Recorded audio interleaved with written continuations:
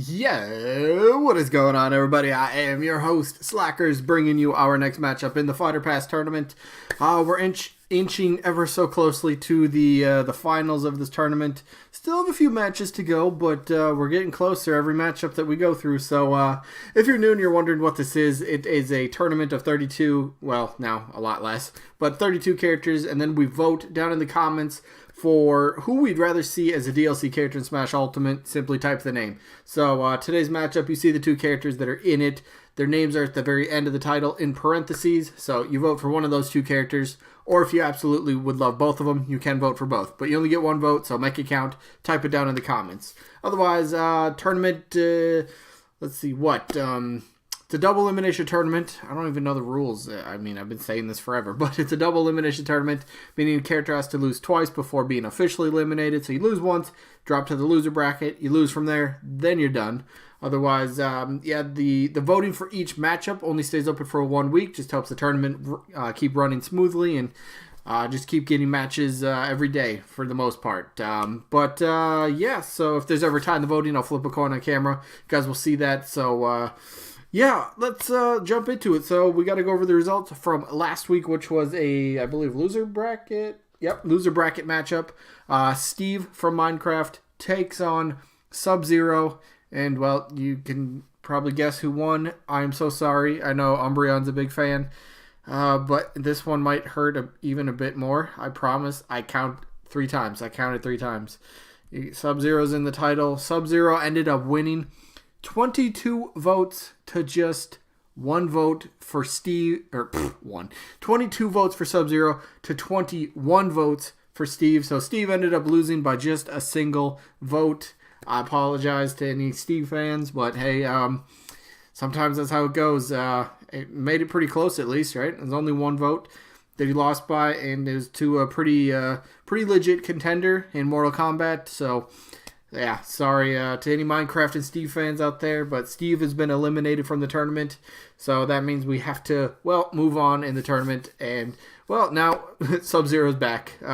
He wins his matchup, so he gets to face Crono from Chrono Trigger. And yes, the way to properly spell Crono's name, the main character, is C-R-O-N-O. There's no H. You only use the H when you're actually referring to the actual game title. There's no H in the character's name, just to clear that up for some people.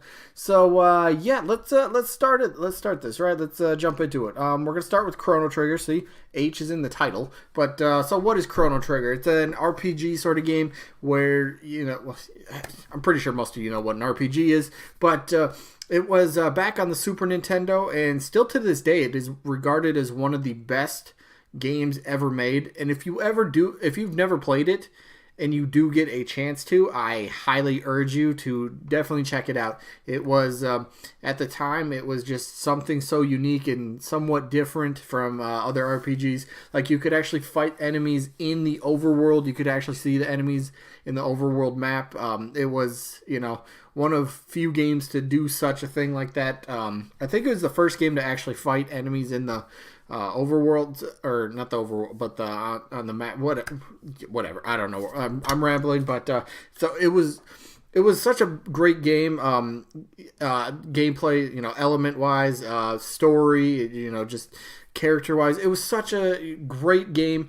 Everybody loved it, and now I believe Square owns the game and the rights to it. And the one thing that I always got to bring up when I'm talking about Crono is, does it make sense for Square to bring this character back out of nowhere? I mean, if they have no plans on remaking it, which I have a point in just a second. But if Square has no plans to be using this character anytime in the future, why would they let Nintendo put him in Smash Bros? Doesn't quite make sense to me. From a business standpoint, does not make sense. So I want to throw that out there. But there has been a rumor kind of going around lately that I believe it's the director, right? Hold up, let me pull this up. Chrono Trigger, where was it? I lost the article. But Chrono Trigger director teases a Nintendo Switch game. So that'd be kind of interesting if Chrono Trigger, the director. Now I'm not saying I know what the game is, but the director of the game, maybe it's a I don't know, maybe a remake of Chrono Trigger, so a lot of people get to play it and just bask in the game and just enjoy it for what it is. It's such an awesome game. So maybe there's a remake in the works. Maybe there's, I don't know, a reboot or something. But if the director of Chrono Trigger is making a game on the Switch, apparently, and of course, the director from the game gonna have the rumors that, oh, it's gonna be a Chrono Trigger game. Well, we don't know that yet, and again, those are just rumors. I don't think there were anything concrete. I don't think. Let me. Hello. Let's open. There you go. Let me just check this link out here real quick. Let's just see what it says. Teases the game on the Nintendo Switch. Yada yada yada. That's from 2 years ago. Wow. There was one I was reading that was just recently, like 10 days ago. I don't want to have to sit here and try to find that. Yeah, I should have just kept that up. But there's one I was reading is just like 10 days ago that there's another tease. So we'll see what happens with this. It'd be great if the game came back as a remake or, just put on, I don't know, Super Nintendo for the Nintendo Online games. You know how they have the NES games. How about we get some Super Nintendo games? Give us Chrono Trigger. A lot of people would love to play that, whether it would be again or for the very first time. So Crono, I think he's a legit contender. I do, but again, business-wise for Square, I don't think he makes too much sense. But one character that might make a bit more sense would be the character Sub-Zero from Mortal Kombat. MK11's coming out in April. I believe they're having some sort of server test, I think, coming up in, I believe it's March, and there's like sign-ups on their website, I believe. So if you're big into Mortal Kombat and you want to try to get in there, go to their website, sign up. You might be able to get like a beta or an alpha code or something like that and be able to kind of play online and that sort of stuff. I believe if you pre-order, I pre-ordered Mortal Kombat. I think I have a code for a beta or something. I know there's a beta at some point in like March or something like that. So, yeah, why would Sub-Zero fit? Oh, there's another vote for Steve. I'm sorry, that vote's late. Midnight's the cutoff. It's 2:50 a.m. That vote would have tied it, and I would have flipped a coin. Wow. Oh, no. That sucks. That's always been a rule. Voting gets cut off at midnight. You have 1 week. Once it's 12:01 a.m., it's the next day, so that vote came in late. I've never had that happen before. All right, but Sub-Zero makes sense. He's already from a fighting game. He already has a built-in moveset. People know who he is. Character would sell DLC, as I think Crono would as well. But MK11 coming up, like I just said, in the next like month and a half. So, no, it's like a month and a half or whatever. But it's going to be a huge game. Plus, it is on the Nintendo Switch, so that is pretty big itself. Let's see, Mortal Kombat 9 and 10 were not on Nintendo consoles, so yeah, MK11 being on the Switch should be pretty interesting to see how that plays out. At least I know Mortal Kombat 9 was not. Was 10? Was 10 on the Wii U for some reason? I don't think so. But so yeah, Sub-Zero, one of the more recognizable characters in Mortal Kombat's history, up there with Scorpion, Raiden, Sonya Blade, Johnny Cage, Jax, you could say.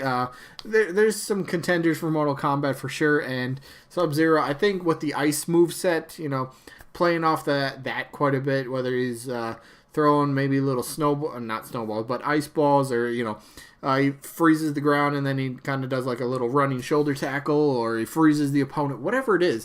There's a lot you could do with Sub-Zero. Yes, he is from an M-rated game. He's from an R-rated game, yeah. No, but he's from a mature game, and again, he's been in Injustice, which was, I believe, rated T for teen, so you can get the character to, you can tone him down while still feeling like the character. That's not a problem whatsoever. All you just don't have to have him breaking Mario and Pikachu's bones. That'd just be, that's not the Smash style. So, yeah, in this matchup, I think both of what I think, who's more likely and who would I rather see. I'm going Sub-Zero again. I think Mortal Kombat just has the, I don't know. Plus, Mortal Kombat, it's Mortal Kombat.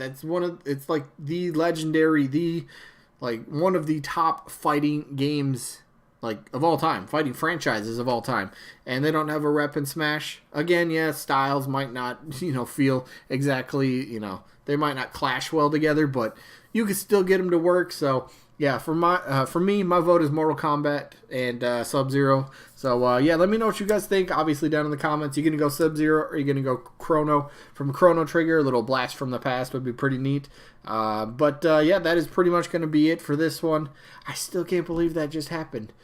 Steve gets a vote, but it's too late. Like I said, voting gets cut off right at midnight. Right at midnight. It's always been a rule in every tournament.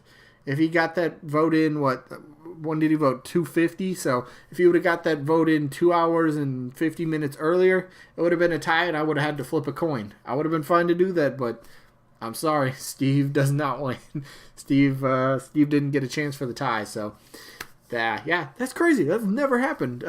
So, yeah, anyway, that is going to be it for this one. So, sneak peek for tomorrow. Mortal Kombat will be back, but we don't know if they'll be in the matchup because we will get the results from Spyro the Dragon taking on Scorpion from Mortal Kombat, so that should be interesting. And then the winner of that will end up facing Ryu Hayabusa, the ninja from Ninja Gaiden and Dead or Alive series, so should be interesting there. And yeah, that's the results and the matchup for tomorrow. So that is it for this one. I hope you guys enjoyed, and I hope we catch you guys on the next one. Peace out, everybody.